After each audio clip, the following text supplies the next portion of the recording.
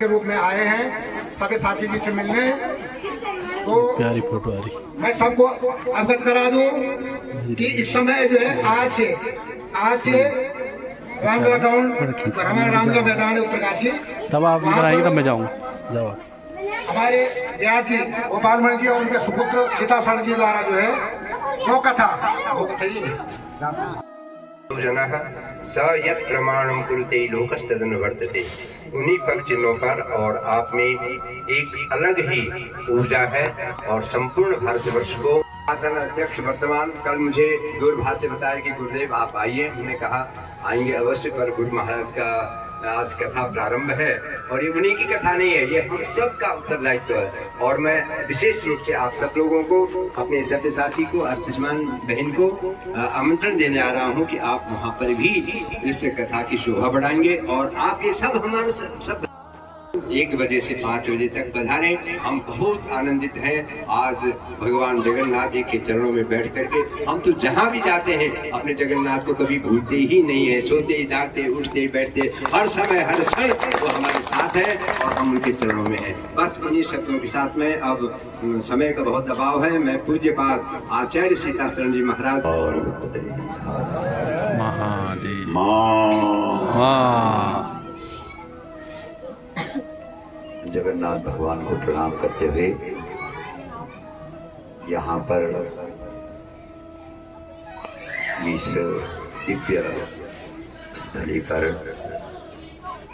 हमारे जगन्नाथ भगवान का दिव्य स्थान है और हमारे यहाँ कहते हैं अप्रोहात बोला जगन्नाथ। हमारे मध्य में सभ्य साक्षी जी जो जगन्नाथ धाम से आए हैं और उनकी धर्मपत्नी अर्चिता जी यहाँ अर्चना करने के लिए आए हैं। और हमको ऐसा लगता है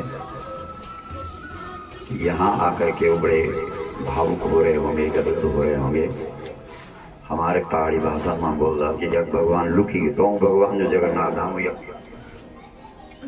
लुकी छुप गए।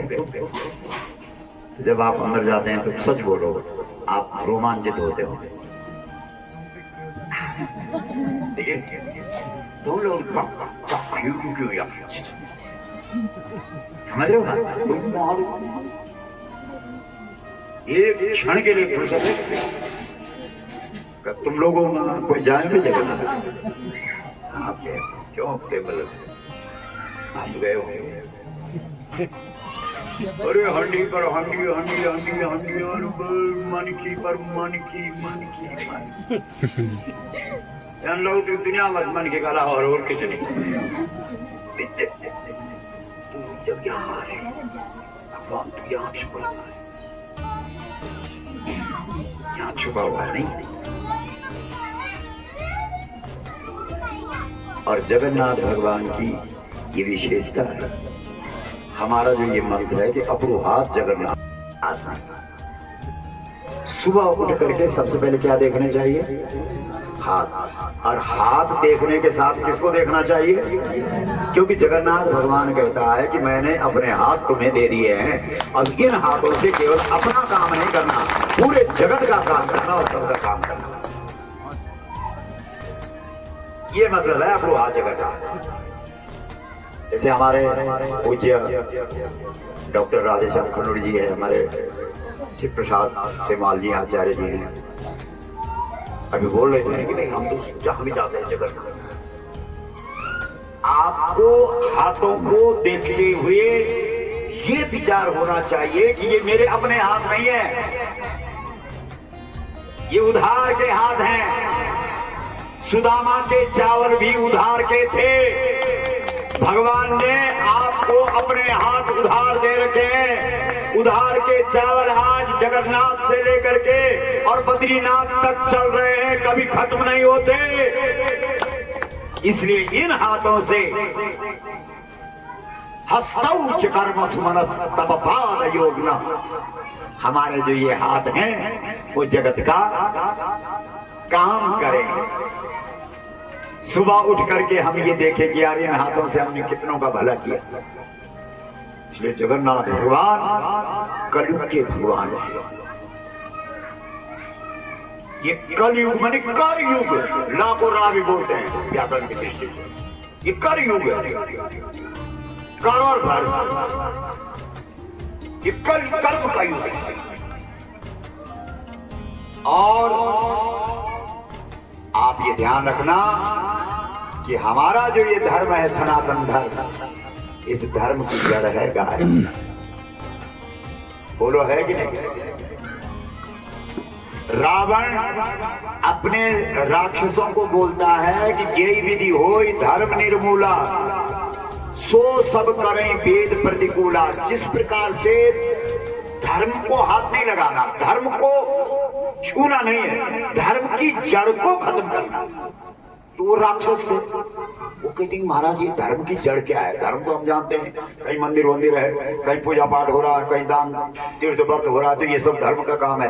लेकिन तू कह रहा है कि धर्म की जड़ को खत्म करना। जड़ बता दे हमें, क्योंकि हमें तो धर्म की जड़ का पता नहीं है। राक्षस जो ठहरे उनको क्या पता कि धर्म की जड़ है क्या है। तब अगली चौपाई गोस्वामी जी ने लिखा, यही देश धेनु तुझ पावे। सबे साची जी, यही देश धेनु तुझ पावे, नगर गांवपुर आग लगावे। जहां गाय होगी वहां आग लगा देना, धर्म की जड़ खत्म हो जाएगी। तो बोलो आज धर्म की जड़ है, धर्म दिख रहा है, जड़ कहां है? जब कलयुग, श्रीमद् भागवत के अंदर जब कलयुग शुरू होता है तो हाथ में डंडा लेता है, हाथ पर डंडा लेकर के, और सब देख रहे हैं कि क्या कर रहा हो। तत्र गो मिथुनम राजा हन्यमानम अनाथवत दंड हस्तम जगशलम ददृशे निपलांछनम। हाथ पे डंडा लेकर के गाय और बैल को मारना।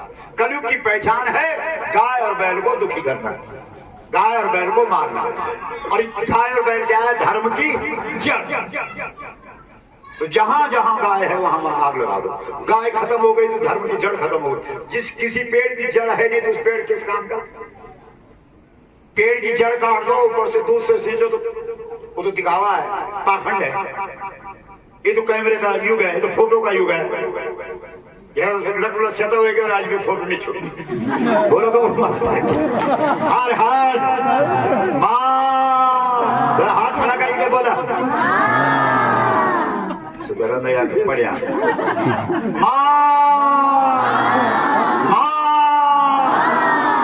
तो हम सबको किसकी रक्षा करनी पड़ेगी? धर्म की जड़।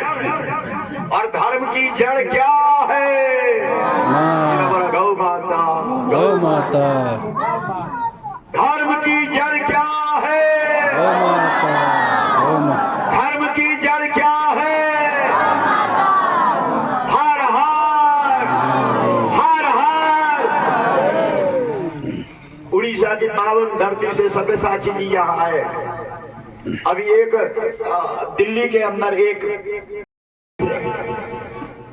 क्योंकि केदारनाथ का जो मंदिर है उसके शिखर पर जो ध्वजा है उस ध्वजा पर बैल का चिन्ह है।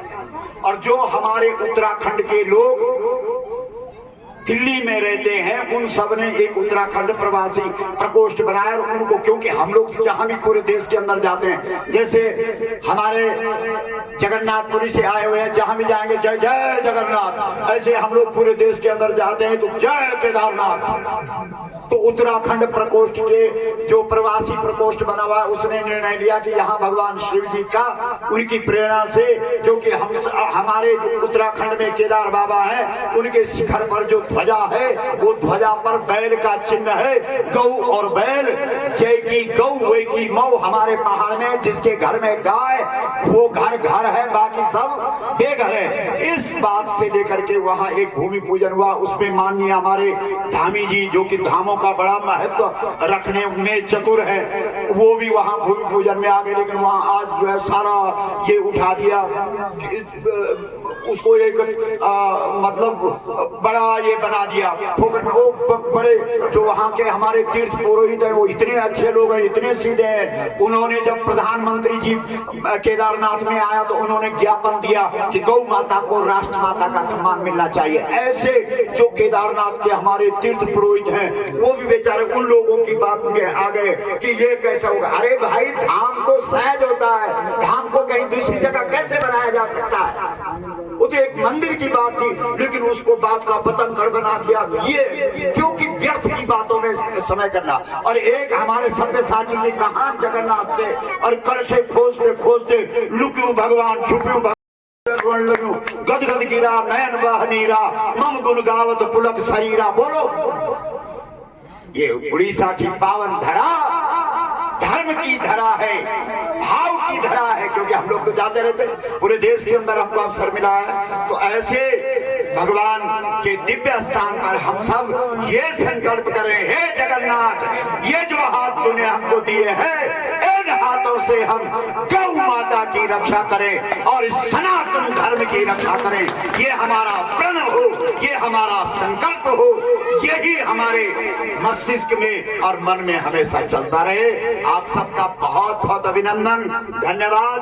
आप बहुत अच्छा काम कर रहे हैं और हम चाहते हैं कि अभी आज तो आरंभ हुई है कथा। मैं पूछ रहा था अभी खंडूरी जी को और सीमा जी को कि तुम्हारा यार यक जो मंदिर को खातू बोलते पर रुपया भी तो हला तो रुपयों का दियोणु काम यखन लगा दो 2-4 बस और रोज भेजा तक रामलीला मैदान में। बोलो, गलत बोल रहा हूँ?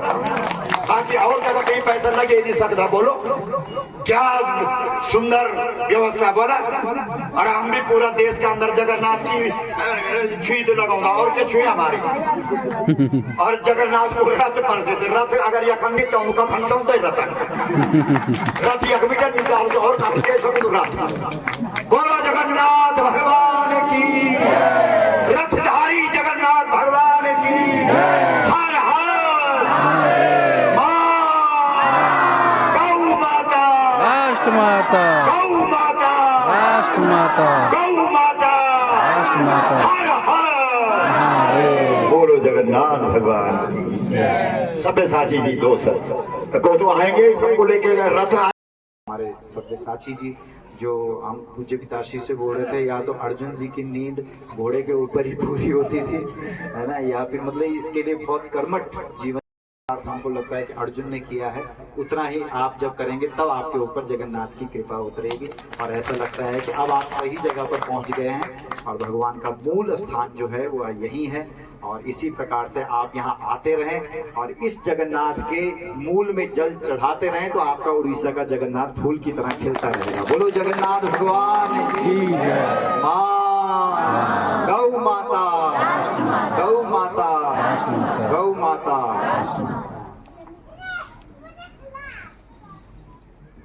हाँ, हमारे बहुत ही जिन आई न जाए, भगवान जगन्नाथ की कृपा से यहाँ नहीं आ सकता व्यक्ति। आप तो बड़ी कृपा है। जय जगन्नाथ।